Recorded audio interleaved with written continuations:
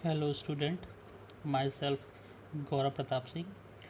I am working as a lecturer at RBS Polytechnic Bichpuri Agra और मैं जो आपको सब्जेक्ट पढ़ाने वाला हूँ उसका नाम है रेफ्रिजरेशन एंड एयर कंडीशनिंग।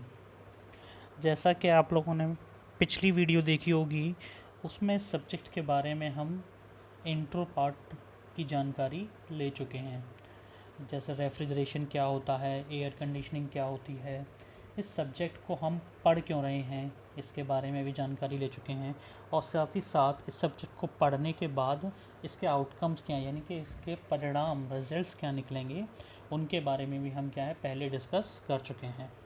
तो आज हम क्या है इस सब्जेक्ट की स्टार्टिंग करेंगे, रेफ्रिजरेशन एंड एयर कंडीशनिंग, जो कि किस में यूज़ किया जाता है, मैकेनिकल इंजीनियरिंग सेकेंड ईयर के 4th सेमेस्टर में। ठीक, तो सबसे पहले क्या है इसकी हम पहली यूनिट के बारे में पढ़ेंगे। पहली यूनिट क्या है हमारी, फंडामेंटल ऑफ रेफ्रिजरेशन। पहली यूनिट क्या है हमारी, फंडामेंटल ऑफ रेफ्रिजरेशन। ठीक, तो यहाँ पे क्या रेफ्रिजरेशन के बारे में हम जानकारी प्राप्त करेंगे बेसिकली कि रेफ्रिजरेशन क्या चीज़ है, उससे क्या तात्पर्य होता है। ठीक है, तो सबसे पहले क्या रेफ्रिजरेशन के बारे में हम जैसे कि क्या पहले भी अध्ययन कर चुके हैं। तो रेफ्रिजरेशन क्या है, रेफ्रिजरेशन एक तरीके की क्या साइंस है। ठीक, आप देखें इसकी डेफिनेशन पढ़ना चाहें तो हम, refrigeration is the science producing maintaining temperature below that the surrounding atmosphere. यानी कि रेफ्रिजरेशन क्या एक तरीके की डिवाइस या एक तरीके की विज्ञान है जिसका प्रयोग किया जाता है जो भी हमारा क्षेत्र है, ठीक, जो भी हमारा पहले से परिचित निर्धारित एरिया है उसके तापमान को आसपास के वातावरण के तापमान से कम रखने के लिए। ठीक, अब अगली नेक्स्ट उसके में डेफिनेशन अगर हम पढ़ना चाहें तो नेक्स्ट क्या कह रही है हमारी कि the refrigeration means continue extraction of heat from a body whose temperature is already below the temperature of its surrounding। यानी कि रेफ्रिजरेशन क्या बताता है कि किसी भी वस्तु या पिंड में ऊष्मा का निरंतर निष्कर्षण जिसका तापमान पहले से ही अपने परिवेश के तापमान से नीचे, यानी कि ऊष्मा को हम बाहर निकालते रहेंगे तो अंदर का जो क्षेत्र है वो क्या रहेगी, आराम से बाहर के तापमान से कम रहेगा, जिसके कारण क्या रहेगा, ठंडा रहेगा, तापमान बाहर के परिवेश से कम रहेगा। यही क्या कहलाता है, एक तरीके से रेफ्रिजरेशन जनरेट करने का तरीका होता है। ठीक है, नेक्स्ट अब देखें हम, नेक्स्ट क्या है हमारा, एयर कंडीशनिंग। तो एयर कंडीशनिंग से क्या तात्पर्य है, air conditioning simultaneously control the temperature, humidity, motion and purity of the atmosphere of its confined space.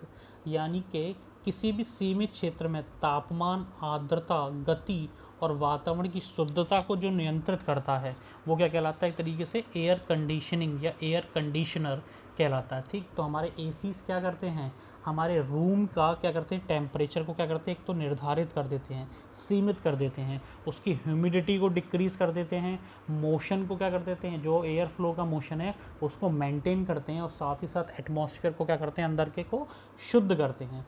ठीक, तो ये जो डिवाइस है उसका नाम क्या होता है, एयर कंडीशन। हम बेसिकली क्या है, नेसेसिटी यानी कि ज़रूरत क्यों पड़ी हमें इस रेफ्रिजरेशन को पढ़ने के लिए, तो इसकी ज़रूरत क्यों पड़ी, तो इसकी ज़रूरत क्यों पड़ी mainly to keep area cool and comfortable living. यानी कि जो एरिया है हमारा, जैसे कि रूम्स हैं, होम्स हैं, वर्क ऑफिसेज है, मॉल्स है, इसमें क्या है जो भी एरिया है उसको क्या करना, लिविंग के लिए मतलब अपने रहने योग्य कंफर्ट में ढाल देना, यानी कि उसके टेम्परेचर को निर्धारित कर देना। ठीक, सेकंड क्या कहता है, टू प्रिजर्व फूड, यानी कि जो हमारा फूड है, जो खाने की वस्तुएं हैं उनको क्या है अधिक समय तक प्रिजर्व करके रखना। और the fundamental reason for having a refrigerator is keep food cold. बिल्कुल सही, तो रेफ्रिजरेटर का सिद्धांत क्या है, इसी पर आधारित है, उसके द्वारा क्या है फूड को बहुत अधिक समय तक प्रिजर्व करके रखे रहना, यानी कि इकट्ठा करके रखने हैं। अब इंडस्ट्री पर्पज़ में क्या होता है, रेफ्रिजरेशन का यूज किस लिए करते हैं, साथ में लिक्विफाई गैसेस को लिक्विफाई करने के लिए, ऑक्सीजन को, नाइट्रोजन को, प्रोपेन को और मीथेन को। ठीक, क्या करते हैं, प्रोपेन, मीथेन, इन सब का, जैसे आपने देखा होगा अभी मेडिकल ऑक्सीजन का बहुत यूज़ किया जा रहा था, ठीक है, किसका उपयोग पर हो रहा था, मेडिकल ऑक्सीजन का। तो जो मेडिकल ऑक्सीजन है ये कहाँ से आती है, ये आ रही है एटमॉस्फेयर से, ये जनरेट हो रही है, ठीक। और इसको क्या करते हैं हम, लिक्विफाई कर लेते हैं, क्या कर देते हैं, ऑक्सीजन को लिक्विफाई करके सिलेंडर्स में फिल कर लेते हैं, ठीक। तभी आपने देखा होगा एक जब कभी लीकेज की फ़ोटो वगैरह आए ऑक्सीजन की, तो एक क्या होता है, धुआं धुआं सा निकलता है वाइट सा, लेकिन वो क्या रहता है, बहुत ठंडा एटमॉस्फेयर जनरेट करता है, क्योंकि क्या कर दिया गया है, वो बहुत ही लिक्विफाई कर दिया है रेफ्रिजरेशन के द्वारा, और उसको क्या कर लेते हैं हम, सिलेंडर्स में फिल कर लेते हैं, ठीक है। तो ये सब तो क्या है, हमारे इसका प्रयोग है कि किस लिए हम अपने रेफ्रिजरेशन को पढ़ रहे हैं, ठीक है। अब स्टार्टिंग की जाती है इसमें रेफ्रिजरेशन इफेक्ट से। किससे स्टार्टिंग करते हैं हम, रेफ्रिजरेशन इफेक्ट। सबसे पहली जो डेफिनेशन है वो क्या, रेफ्रिजरेशन इफेक्ट क्या होता है, ठीक। तो रेफ्रिजरेशन इफेक्ट के बारे में अगर हम पढ़ें तो रेफ्रिजरेशन इफेक्ट कहलाता है the amount of heat abstract या एब्जॉर्ब्ड, दो नाम ले सकते हैं इसको, एब्जॉर्ब्ड भी कह सकते हैं या एब्स्ट्रैक्ट भी कह सकते हैं, of refrigerant from refrigerated space, यानी कि प्रशीतित स्थान से रेफ्रिजरेंट द्वारा अवशोषित ऊष्मा, यानी कि कोई भी स्थान है वहाँ रेफ्रिजरेंट द्वारा जो भी ऊष्मा अवशोषित की गई है वो ऊष्मा क्या कहलाती है, वो ऊष्मा कहलाती है रेफ्रिजरेशन इफेक्ट। क्या कहलाती है वो, रेफ्रिजरेशन इफेक्ट, ठीक। अब नेक्स्ट आगे देखिए, refrigeration effect is the amount of heat that each point of refrigerant retains from refrigerated space to deliver helpful cooling. बिल्कुल सही। तो रेफ्रिजरेशन इफेक्ट क्या है, गर्मी की वह मात्रा, यानी कि हीट या गर्मी, बात एक ही है, जो रेफ्रिजरेंट का प्रत्येक पॉइंट पर रेफ्रिजरेटेड स्पेस, यानी कि किसी भी स्पेस से रेफ्रिजरेंट कूलिंग करने के लिए प्रदान कर रहा है। क्या कर रहा है, कूलिंग करने के लिए प्रदान कर रहा है। जैसे एसी जो क्या करते हैं, रेफ्रिजरेशन इफेक्ट जनरेट करते हैं, इसके ज़रिए क्या होता है, हमारा रूम ठंडा होता है, ठीक। तो अब इसकी जो यूनिट है रेफ्रिजरेशन की, उसको क्या कहते हैं, टन ऑफ रेफ्रिजरेशन। क्या कहते हैं, टन ऑफ रेफ्रिजरेशन, ठीक। 1 ton of refrigeration equal to 200 BTU an per minute, ठीक। या फिर 3.5 किलो जूल पर सेकेंड, और किलो जूल पर सेकेंड को क्या ले सकते हैं, किलो वाट, तो किलो वाट, ठीक। और 4.713 HP, ठीक है। तो टन रेफ्रिजरेशन क्या एक तरीके से क्या है, हमारे रेफ्रिजरेशन इफेक्ट की यूनिट है। क्या है, रेफ्रिजरेशन इफेक्ट की यूनिट। जब भी आपने देखा होगा मार्केट से आप एसी वगैरह अगर परचेज़ करते हैं तो उसकी यूनिट क्या होती है, एक तरीके से टन रेफ्रिजरेशन। जब भी आपने देखा होगा कहीं भी एसी लेने जाते हैं तो वो शॉपकीपर आपसे क्या पूछता है, कितने टन का आपको एसी चाहिए, 1 टन, 2 टन, 1.5 टन, ये सारे चीज़ें पूछता है। जो टन है वो क्या एक तरीके से यूनिट है, टन रेफ्रिजरेशन। इसको हम क्या नाम देते हैं साथ में, TR, क्या कहते हैं इसको, TR, टन रेफ्रिजरेशन। तो ये क्या हमारी यूनिट है रेफ्रिजरेशन की। अब इस यूनिट को क्या है, इसको डिफाइन करेंगे हम अपने टर्म्स में, तो कैसे डिफाइन करेंगे, a ton of refrigeration is defined the amount of refrigeration effect produced by uniforming melting of 1 ton of ice, 1 ton of ice from at 0 degree Celsius in 24 hour, यानी कि 1 ton refrigeration को 24 घंटे में 0 degree Celsius से 1 ton बर्फ़ के एक समान पिघलने से उत्पन्न रेफ्रिजरेशन प्रभाव की मात्रा कहलाती है क्या, 1 टन रेफ्रिजरेशन। यानी कि 24 घंटे में जो 0 डिग्री सेल्सियस की बर्फ़ है, कितनी बर्फ़, 1 टन बर्फ़, उसको पिघलने से जितना रेफ्रिजरेशन इफेक्ट जनरेट होगा वो क्या कहलाएगा, टन ऑफ रेफ्रिजरेशन। क्या कहलाएगा, टन ऑफ रेफ्रिजरेशन। दोबारा समझते हैं हम। तो टन ऑफ रेफ्रिजरेशन के बारे में अगर पढ़ें तो क्या है, 24 घंटे में हमारे पास क्या है, कोई आइस है जिसका टेम्परेचर क्या है 0 डिग्री सेल्सियस, और मात्रा क्या है उसकी 1 टन। 1 टन क्या होगा था, जो 1 टन है वो इक्वल टू होगा किसके, 1000 ऑफ kg। किसके इक्वल होगा, 1000 ऑफ kg।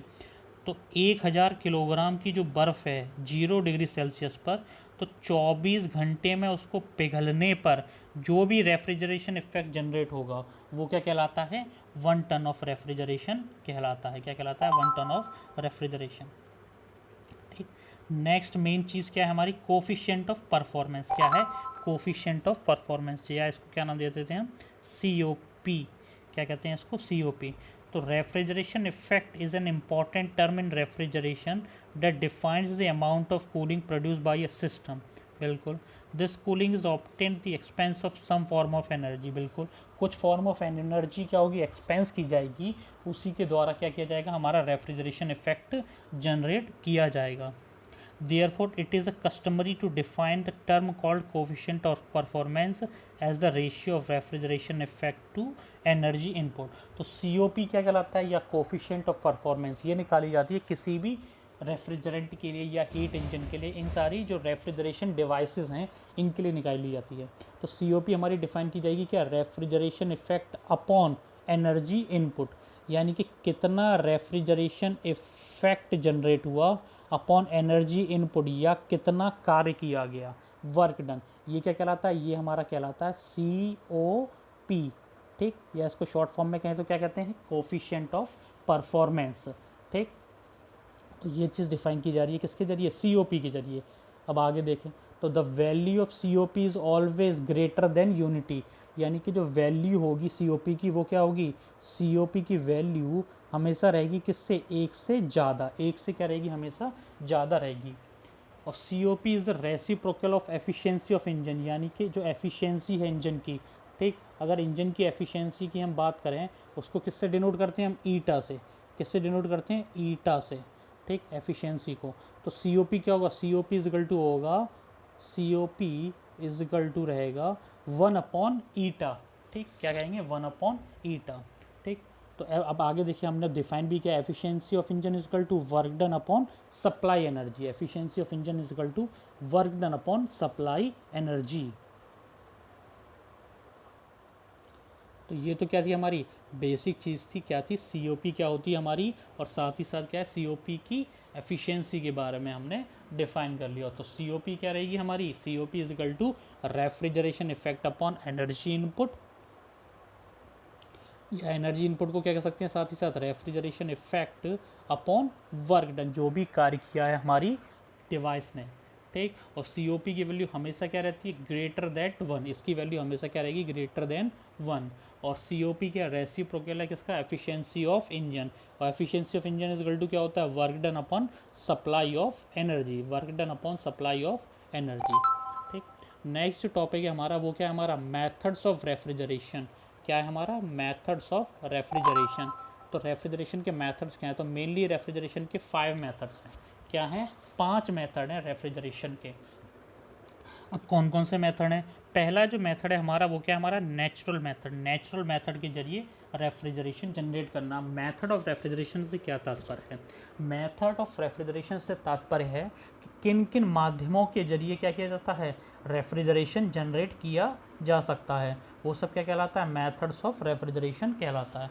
इसमें सबसे पहला मेथड कौन सा है, नेचुरल मेथड, और उसमें भी कौन सा है, by using ice and snow, by using ice and snow, ठीक। तो इसके बारे में हम देखना चाहेंगे तो क्या है, प्राकृतिक तरीके से ठंडी वायु में प्राकृतिक रूप से उत्पादित बर्फ़ का उपयोग शामिल है, ठीक। इसमें क्या होता है, इस टेक्निक में यूजिंग आइस ऑफ, इसमें क्या किया जाता है, आइस और स्नो का यूज़ किया जाता है, किसका यूज़ किया जाता है, आइस और क्या करते हैं, स्नो का यूज़ करते हैं। उसके जरिए नेचुरल मेथड्स के जरिए क्या किया जाता है, रेफ्रिजरेशन इफेक्ट को जनरेट किया जाता है, ठीक। अब एक बार इसको हम पढ़ लेते हैं क्या चीज़ है ये, तो क्या लिखा हुआ है देखते हैं, प्राकृतिक तरीकों में ठंडी जलवायु में प्राकृतिक रूप से उत्पादित बर्फ़ या बर्फ़ का उपयोग शामिल है। बर्फ़ 0 डिग्री सेल्सियस पर पिघलती है, इसलिए इसे 0 डिग्री सेल्सियस से अधिक गर्म करने पर, 0 डिग्री सेल्सियस से अधिक गर्म करने पर या किसी स्थान या सिस्टम में रखा जाता है, किसी स्थान या सिस्टम में रखा जाता है तो ऊष्मा बर्फ़ में प्रवाहित होती है, बिल्कुल, और स्थान ऑटोमेटिकली क्या होता है, ठंडा होने लगता है। अब 0 डिग्री सेल्सियस पर क्या है, 0 डिग्री सेल्सियस पर दोनों चीज़ें निर्धारित होती हैं, एक तो ठोस अवस्था भी, और क्या होने लगता है, धीरे धीरे वो द्रव अवस्था में भी परिवर्तित होना शुरू हो जाती है। द्रव अवस्था में परिवर्तित कैसे होगी, जब उसको क्या होने लगेगा, ऊष्मा का प्रवाह होने लगेगा, क्या होने लगेगा, ऊष्मा का प्रभाव। तो वही कह रहा है कि जैसे ही उसमें क्या है, ऊष्मा बर्फ़ में प्रवाहित होना शुरू होती है, वो पिघलने लगती है, और पिघलने लगेगी तो साथ ही साथ क्या कर देगी, उस एरिया को ठंडा करने लगेगी। अभी हमने टन ऑफ रेफ्रिजरेशन के बारे में पढ़ा था, उसमें भी क्या था, इसी प्रकार से डिफाइन किया गया था। तो बर्फ़ अपनी गुप्त ऊष्मा जो कितनी होती है 335 किलो जूल पर केजी की दर से अवशोषित होकर जल में पिघल जाती है। नदी का पानी यदि अब काफ़ी ठंडा है तो इसका उपयोग प्रणालियों को ठंडा करने में भी किया जाता है। ठीक, तो मेनली क्या है, जो बहुत पुराने टाइम से प्रयोग किए जा रहे हैं रेफ्रिजरेशन के लिए, जैसे बर्फ़ का प्रयोग कर लिया जाता है और साथ ही साथ क्या है, ठंडे पानी का प्रयोग कर लिया जाता है। ठीक, अब जैसे क्या किया जाए, बर्फ़ के प्रयोग के लिए क्या करते हैं, बर्फ़ को क्या कर देते हैं, पुआल या सूखे घास में पैक करके महीनों तक संग्रहित कर लेते हैं। बिल्कुल आपने गांव में देखा होगा, बर्फ़ को क्या कर देते हैं, भूसे में या जो सूखी घास होती है उसमें रख दिया जाता है, जिसके ज़रिए क्या है, बहुत अधिक समय तक क्या किया जाता है, बर्फ़ को स्टोर कर लिया जाता है, जिसके द्वारा क्या है, रेफ्रिजरेशन इफेक्ट भी जनरेट हो जाता है। ठीक, अब नेक्स्ट जो हमारी टेक्निक है नेचुरल में, वो क्या है, इवोपरेटिव कूलिंग। क्या है, इवोपरेटिव कूलिंग प्रोसेस और एडियाबेटिक कूलिंग प्रोसेस। ठीक, तो अब ये टेक्नोलॉजी क्या है हमारी, तो पुराने समय में देखा होगा क्या कहते हैं, पानी का वाष्पीकरण स्वाभाविक रूप से शीतलन प्रभाव का कारण पड़ता था। बिल्कुल जैसे क्या है, पानी को क्या कहते हैं, गर्म होता है तो वो क्या करता है, वेपर में कन्वर्ट होता है। तो जिस एरिया में वेपर होगा, ह्यूमिडिटी होगी, तो ऑटोमेटिकली जो एयर होगी वहाँ की वो क्या हो जाएगी, ठंडी हो जाएगी। क्या हो जाएगी, ठंडी हो जाएगी। ठीक, अब जैसे बेसिकली इस टेक्निक की बात करें तो जितनी भी देखे होंगे हमारे घड़े वगैरह, मिट्टी के जो बर्तन हैं उसमें क्या करते हैं, पानी वगैरह को ठंडा रखा जाता है। अब ठंडा कैसे रखता है, क्योंकि मिट्टी के बर्तनों में एयर का फ्लो बना रहता है। क्या रहता है, एयर का फ्लो बना रहता है, यानी कि वो क्या करते हैं, एयर के फ्लो के द्वारा ठंडा करती रहती हैं और गुप्त ऊष्मा के द्वारा पानी में अवशोषित होता रहता है। क्या होता रहता है, अवशोषित होता रहता है। ठीक, और जो भी गर्मी है वो क्या रहती है, बाहर निकलती रहती है, और क्या होता है, रेफ्रिजरेशन इफेक्ट जनरेट होता रहता है, जिसकी वजह से क्या रहता है, ठंडे रहते हैं। ठीक, अब पुराने समय में कहा जाए तो जो मकान बनाए जाते थे, मिट्टी के मकान, वो क्या रहते थे, अंदर से पहले से ही ठंडे रहते थे, कूलिंग इफेक्ट जनरेट रहता था। क्यों रहता था, क्योंकि ऑटोमेटिकली क्या रहते थे, मिट्टी में छोटे छोटे छिद्र बने रहते हैं, जिससे कि क्या रहता है, वेंटिलेशन बना रहता है। क्या रहता है, वेंटिलेशन बना रहता है। और साथ ही साथ क्या, जो भी हीट है वो क्या होती रहती है, बाहर एक्सट्रैक्ट होती रहती है, इस वजह से कूलिंग इफेक्ट बना रहता है और ठंडे रहते हैं। ठीक, अब नेक्स्ट टेक्नोलॉजी क्या है, नेक्स्ट है मैकेनिकल रेफ्रिजरेशन। मैकेनिकल रेफ्रिजरेशन, और मैकेनिकल रेफ्रिजरेशन से क्या तात्पर्य है, किसी भी मैकेनिकल विधि द्वारा, मैकेनिकल मतलब मशीनों के द्वारा। ठीक, सबसे पहला क्या, आइसेंट्रोपिक एक्सपेंशन ऑफ गैसेस, गैसों का एक्सपेंशन। अब गैसों का एक्सपेंशन किस तरीके से किया जाएगा, पिस्टन सिलेंडर में उच्च दाब वाली गैस का विस्तार करते हैं। क्या करते हैं, पिस्टन सिलेंडर में उच्च दाब वाली गैस का विस्तार किया जाता है। अब विस्तार करके क्या करते हैं, आधार पर गैस का तापमान क्या हो जाता है, ऑटोमेटिकली कम हो जाता है। क्या हो जाता है, कम हो जाता है, कहाँ से, वायुमंडल से कम हो जाता है। इससे क्या हो जाती है, वो ठंडी गैस हो जाती है। क्या हो जाती है, ठंडी गैस हो जाती है। और उनका प्रयोग किस लिए कर सकते हैं, एयर को ठंडा करने के लिए या हमारे सिस्टम को ठंडा करने के लिए। तो जो भी आइसेंट्रोपिक ऑफ गैस है उसमें क्या करते हैं, हम गैस को एक्सपेंड करते हैं। क्या करते हैं, प्रसार करते हैं उसका।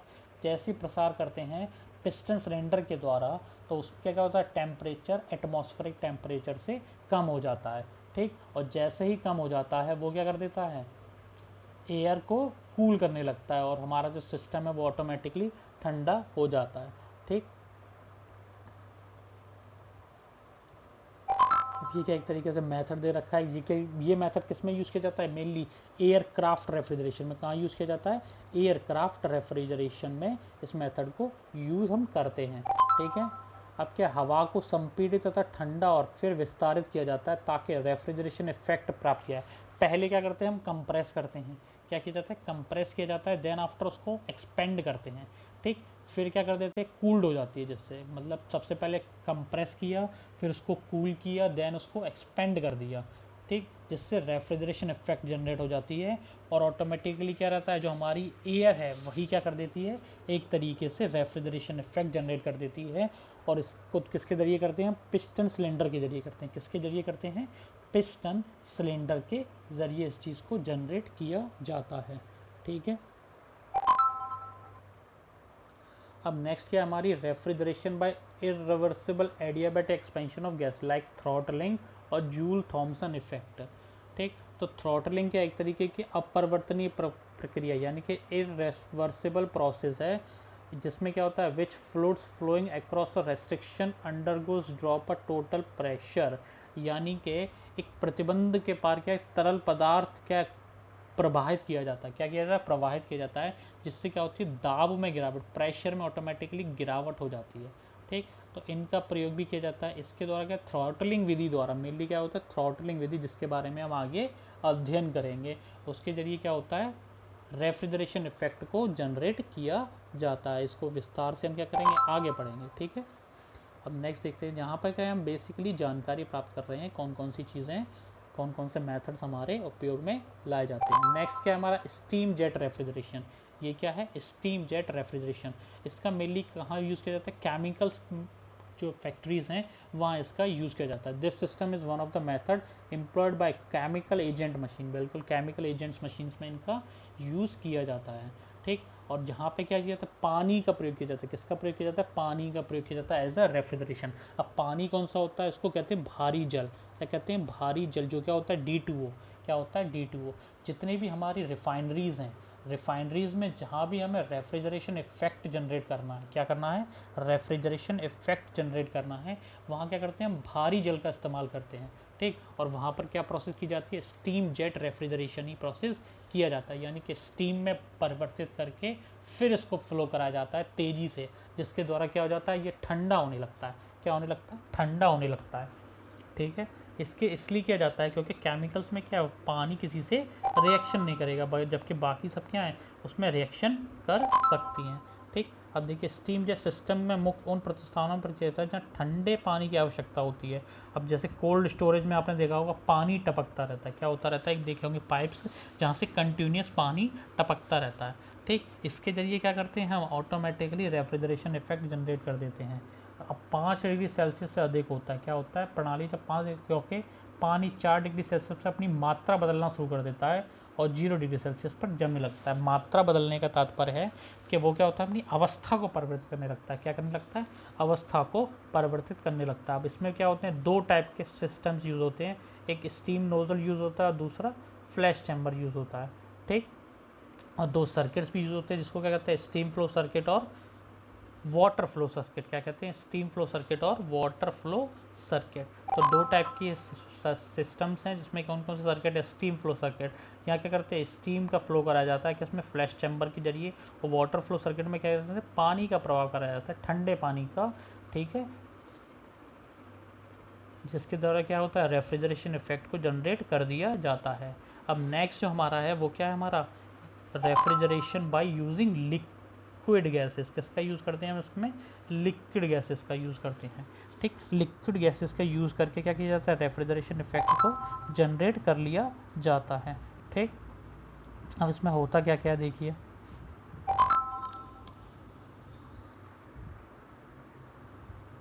एक वाष्पीकरण तरल किसी भी प्रशीतन उत्पादन कर सकता है।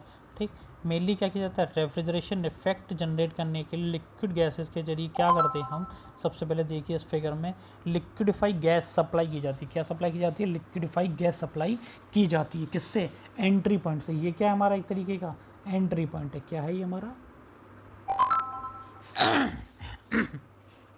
एंट्री पॉइंट है। यहाँ से क्या करते हैं हम? एक तरीके से गैसेस सप्लाई करते हैं। जैसी गैसेस सप्लाई होती है एवोपरेटिव चैम्बर में, उसको क्या कर देता है? स्पेस को ठंडा कर देता है। क्या कर देता है? ठंडा कर देता है। जो भी हीट है वो क्या कर देता है? बी सेक्शन से बाहर एक्सट्रैक्ट करने लगता है। तो लिक्विड गैसेस इसमें सप्लाई की जाती हैं। ठीक है, इसको भी ये अब आगे हम अधिक अध्ययन करेंगे। अगला क्या है हमारा? Thermo electric refrigeration. Thermo electric refrigeration, इसमें क्या करते हैं? थर्मो इलेक्ट्रिक इफेक्ट जनरेट किया जाता है। क्या जनरेट किया जाता है? थर्मो इलेक्ट्रिक इफेक्ट जनरेट किया जाता है, जिसके द्वारा क्या, जो किसके द्वारा चलाया जाता है? पावर के जरिए। अब इसमें क्या यूज़ होता है? Ohm's law, P is equal to, अब इसमें क्या यूज़ किया जाता है हमारा? Your phone's in airplane mode, so I can't help you with that at the moment. इसमें क्या यूज़ किया जाता है? Ohm's law. ओम्स लॉ क्या होता है? ओम्स लॉ होता है हमारा P इजिकल टू VI। ठीक, या I²R। ठीक है, तो P इसमें क्या? रेजिस्टेंस है एक तरीके से। क्या है हमारा ये? रेजिस्टेंस। तो इसमें क्या किया जाता है? थर्मो इलेक्ट्रिक इफेक्ट को जनरेट किया जाता है। ठीक है, अब इसमें होता क्या है? थर्मो इलेक्ट्रिक प्रभाव और विद्युत ऊर्जा के आदान प्रदान से जुड़ी घटनाओं को संदर्भित करता है। ठीक है, इसके द्वारा क्या करते हैं, एक परिचित उदाहरण प्रतिरोधी विद्युत प्रवाह के कारण हीटिंग प्रवाह उत्पन्न होता है, बिल्कुल, जो कि किसके जरिए, P इजिकल टू वी आई या P इजिकल टू वी आई या आई स्क्वायर आर रेजिस्टेंस, ठीक है। तो पावर्स और उसके जरिए जो भी हमारा क्या ओम्स लॉ के जरिए इसमें सप्लाई किया जाता है। अब ये क्या होता है, 3 टाइप्स के होते हैं, कौन कौन से होते हैं, सी बैक इफेक्ट, पेल्टियर प्रभाव और थॉम्सन। ये क्या मेनली आपके सिलेबस में नहीं है, केवल आपको इसकी जानकारी होनी चाहिए कि थर्मो इलेक्ट्रिक में कौन कौन से इफेक्ट्स जनरेट होते हैं, ठीक। कुछ नॉन कन्वेंशनल रेफ्रिजरेशन सिस्टम भी हैं। नॉन कन्वेंशनल कैसे हैं, उसमें मेनली कौन कौन से हैं, एक तो मैग्नेटिक रेफ्रिजरेशन सिस्टम है, इसमें क्या किया जाता है, मैग्नेट्स का यूज़ किया जाता है, किसका यूज़ किया जाता है, मैग्नेट्स का। सेकंड क्या है, वॉर्टेक्स ट्यूब, वॉर्टेक्स मतलब एक तरीके से भंवर, भंवर का मतलब क्या होता है, जैसे चक्रवात वगैरह होते हैं उसके जरिए क्या होता है, ऑटोमेटिकली एक जगह का प्रेशर कम कर दिया जाता है, प्रेशर कम होगा और चक्रवात उत्पन्न होंगे और टेम्परेचर ऑटोमेटिकली डाउन हो जाएगा। पल्स जेट रेफ्रिजरेशन, यानी कि इसमें रेफ्रिजरेशन इफेक्ट किसके द्वारा किया जाता है, जेट के जरिए इफेक्ट किया जाता है, ठीक। और अगला क्या है, अल्ट्रासाउंड रेफ्रिजरेशन सिस्टम। अल्ट्रासाउंड मतलब कुछ तरंगों के द्वारा क्या किया जाता है, सिस्टम या एनवायरनमेंट की रेफ्रिजरेशन इफेक्ट या टेम्परेचर को डाउन कर लिया जाता है, ठीक। बाकी इसमें अभी कुछ और टॉपिक्स हैं, उनको हम नेक्स्ट क्लास में अध्ययन करेंगे, ठीक। इससे रिलेटेड जिसको भी पीडीएफ चाहिए, क्या पीडीएफ चाहिए, तो वो डिस्क्रिप्शन में दिए हुए टेलीग्राम लिंक पर जाकर वहाँ से डाउनलोड कर सकता है, ठीक है। बाकी के टॉपिक्स हम नेक्स्ट क्लास में अध्ययन करेंगे। धन्यवाद।